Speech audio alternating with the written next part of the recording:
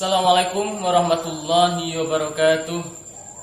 Alhamdulillahilladzi ja'alana minan nasihin wa afhamana min ulumil ulama'ir rasihin.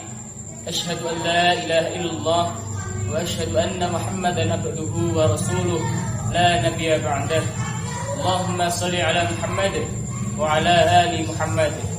Yang terhormat Bapak Profesor Dr. Haji Muhammad Irfan Subahar MAG dan Bapak Dr. Haji Fahrul Razi MAG sebagai dosen pengampu mata kuliah studi Al-Quran dan Hadis pada program studi pendidikan agama Islam Magister PAI FITK UIN Semarang, dan teman-temanku kelas PAI angkatan 2021 yang dirahmati oleh Allah. Marilah kita mengungkapkan syukur kepadanya yang telah menciptakan kita serta mencukupi segala kebutuhan kita, hingga pada malam hari ini kita bisa menikmati indahnya Ramadan 1442 Hijriah ini, dan semoga bisa keluar dengan predikat hamba yang bertakwa serta bisa mensucikan diri melalui perayaan Idul Fitri yang akan kita nikmati sebentar lagi. Baik, pada kesempatan kali ini kita akan mencoba membahas lebih dalam mengenai asbabun nuzul, atau kemudian terdapat di dalam beberapa kajian kitab yang akan kita coba dalami. Di antaranya adalah kitab Ulumul Quran karya Syekh Nuruddin. Oke, seperti kita ketahui bahwasanya asbabun nuzul terdiri dari dua kata penting, yakni asbab dan nuzul. Asbab dimaknai sebagai sesuatu yang menyampaikan pada sesuatu yang lain, atau tiap tali yang diturunkan dari atas.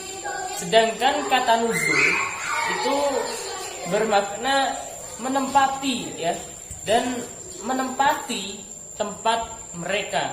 Mereka dalam artian ini adalah orang-orang yang membutuhkan tempat tersebut. Dalam hujahan kitabnya, Hasbi As-Siddiqi menyebutkan bahwasanya asbabun nuzul adalah suatu kajian ilmu yang secara khusus membahas tentang kejadian yang menyebabkan turunnya suatu ayat Al-Quran, di mana ayat Al-Quran yang turun ini kemudian akan menjadi sumber hukum dari kejadian yang telah terjadi tersebut. Baik ayat itu turun saat itu juga, saat kejadian itu terjadi, ataupun beberapa saat setelah kejadian itu terjadi. Kajian mengenai asbabun nuzul juga terdapat di dalam karangan Syekh Nuruddin. Di situ dalam buku berjudul Ulumul Quran Al-Faslus Sadis Asbabun Nuzul. Hada ilmun jauhariyun min ulumil Quran. Bahwa asbabun nuzul ilmun jauhariyun, merupakan suatu ilmu yang sangat penting min ulumil Quran, di dalam kajian ulumul Quran. Wa usira lidil bahisin, dan memberikan pengaruh bagi orang yang meneliti fit tafsiri ammah, dalam kajian ilmu tafsir secara umum. Wa fi asrari uslubil Qur'ani khosoh, dan juga di dalam rahasia-rahasia uslub atau kaidah kebahasaan yang tertuang di dalam Al-Qur'an secara khusus. Wa yu'rafu sababun nuzul bi annahu, sebab turunnya Al-Qur'an itu diketahui karena apa? Karena ma nazalat ayatu awil ayat tatahaddatsu anhu ayyama wuqu'ihi. Ya, jadi sesuatu yang menyebabkan turunnya ayat atau beberapa ayat yang membicarakan sesuatu itu di hari kejadian sesuatu itu terjadi. Ya, dari dua pemaknaan ini bisa kita ambil kesimpulan bahwasanya asbabun nuzul ini merupakan sebuah apa? Sebuah ilmun jauhariyun, kajian ilmu yang sangat penting di dalam ulumul Quran. Karena apa? Karena dia itu apa? Memiliki pengaruh terhadap kajian ilmu tafsir dan juga asrori uslubil Qur'ani khosoh, kajian-kajian kebahasaan di dalam Al-Quran. Nah, di dalam tulisan ini bisa kita pahami pula bahwasanya kajian asbabun nuzul itu membahas mengenai kejadian yang karena kejadian tersebut di suatu peristiwa tertentu itu menjadi sebab turunnya Al-Quran, ayat-ayat Al-Quran. Sehingga kajian mengenai asbabun nuzul ini akan terpaku pada ayyama wuqu'ihi. Berikutnya, wa hadzal qayyid ayyama wuqu'ihi ya'tabiru syartan jauhariyan li bayani sababin nuzul.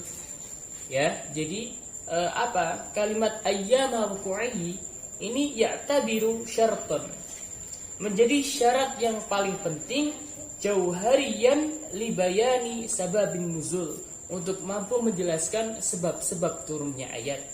Wa tamyizihi, atau juga tamyiz, keistimewaan anil ayati yang termaktub di dalam ayat tersebut.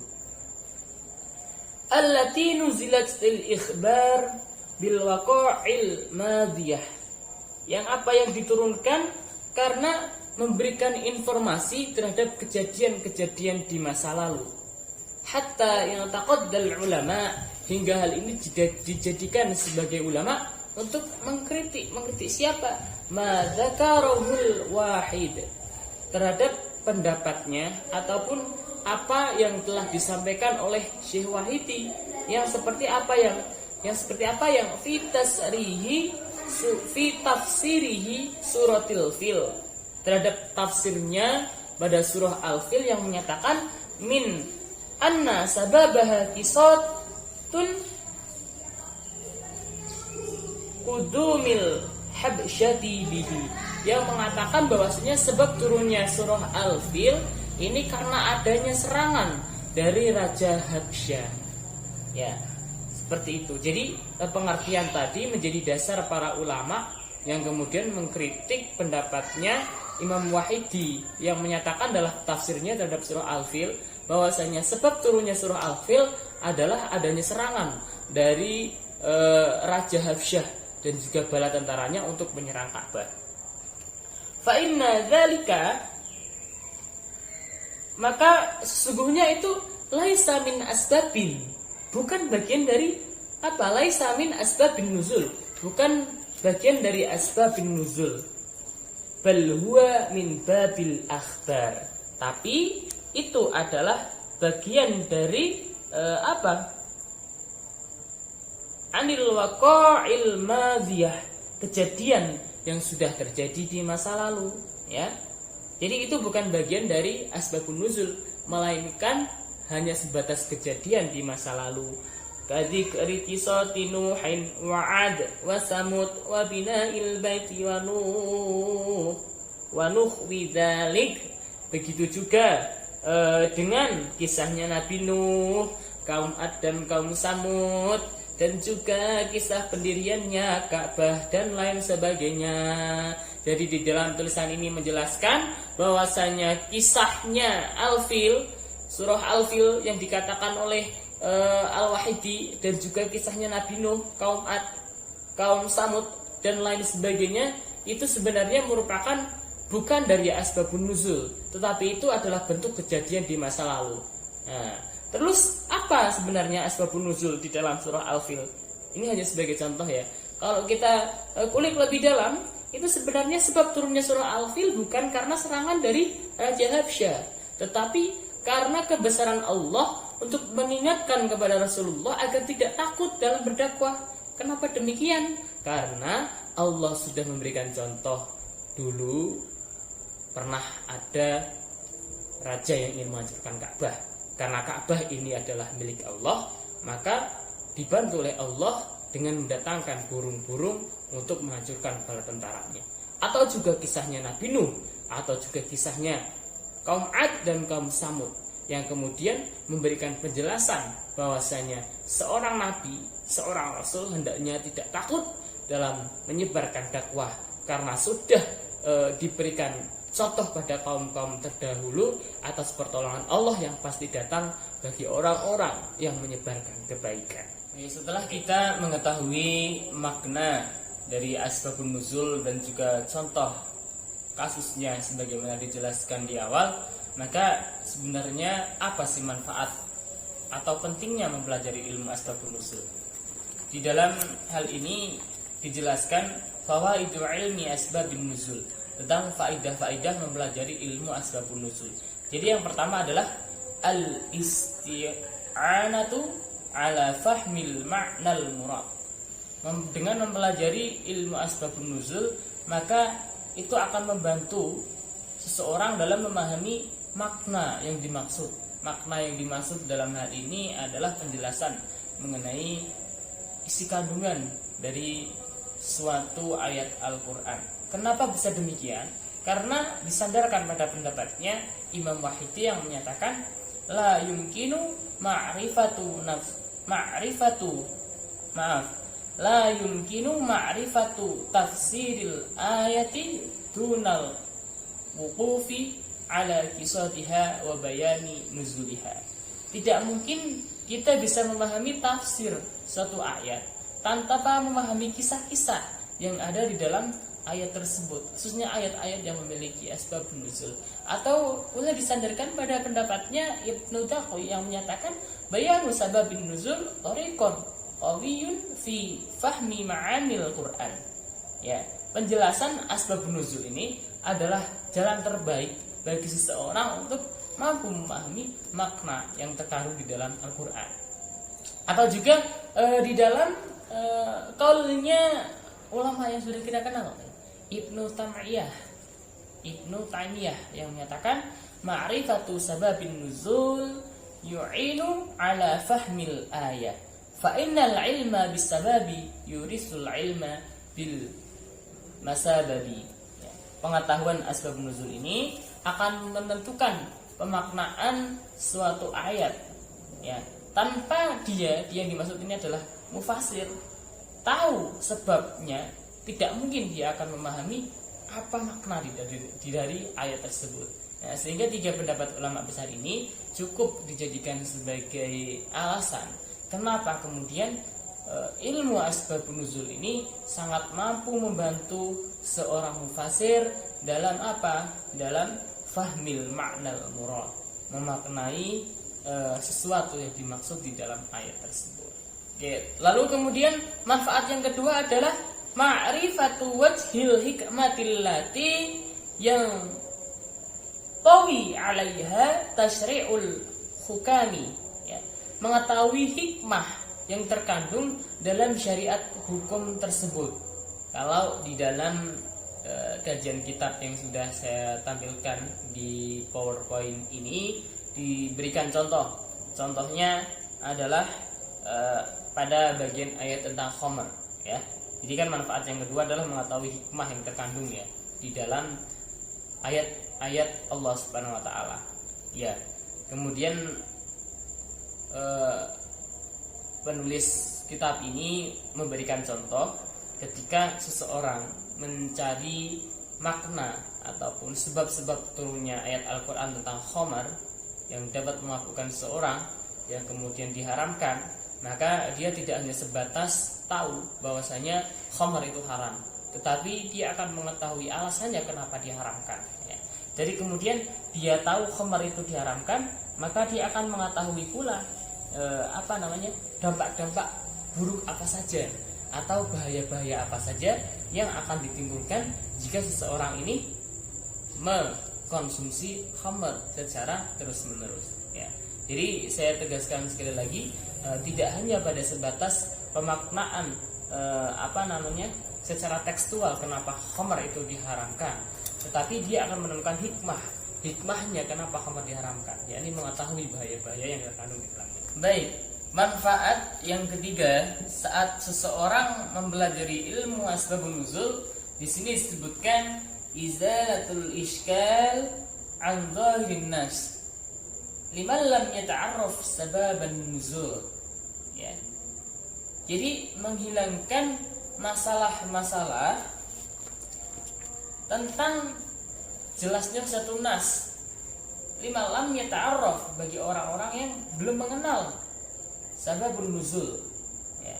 Jadi maksud dari pernyataan ini adalah asbabun nuzul akan memberikan pemahaman bagi seorang saat menemukan ayat-ayat yang tidak bisa dimaknai secara teks sebagaimana yang tertulis di dalam Al-Quran saja, sehingga di dalam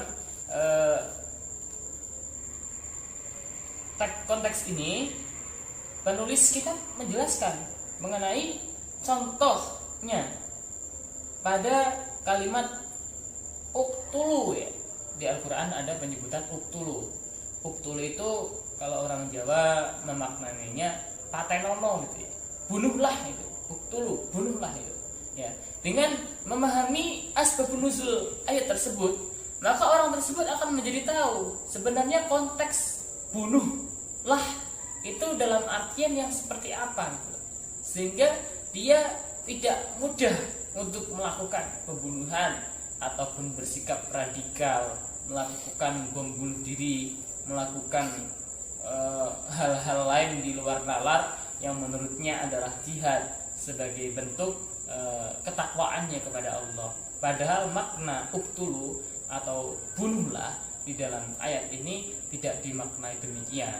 Nah, ini pentingnya kenapa kita harus mempelajari asbabun nuzul agar kita tidak serampangan dalam memaknai ayat-ayat Al-Quran, tidak hanya dipahami secara teksnya saja sebagaimana yang tertulis di dalam Al-Quran. Yang terakhir, pentingnya mempelajari asbabun nuzul di sini disebutkan kasfu asraril balaghati fil Qur'anil azim, yaitu membuka rahasia kebahasaan di dalam Al-Qur'an ya. Banyak sekali di situ ada kalimat, misalkan ada arjulakum. Kenapa kok arjulakum, kok tidak dibaca arjulikum, dan sebaliknya kenapa arjulikum kok tidak dibaca arjulakum.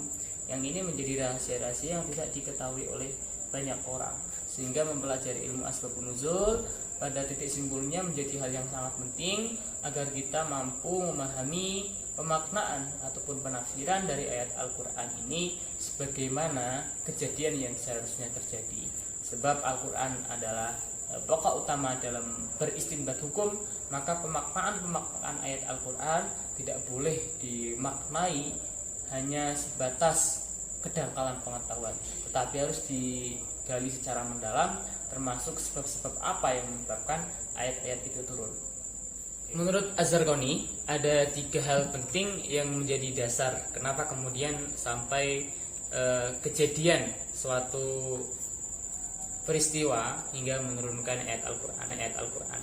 Yang pertama adalah adanya peristiwa khusumah atau pertengkaran ya.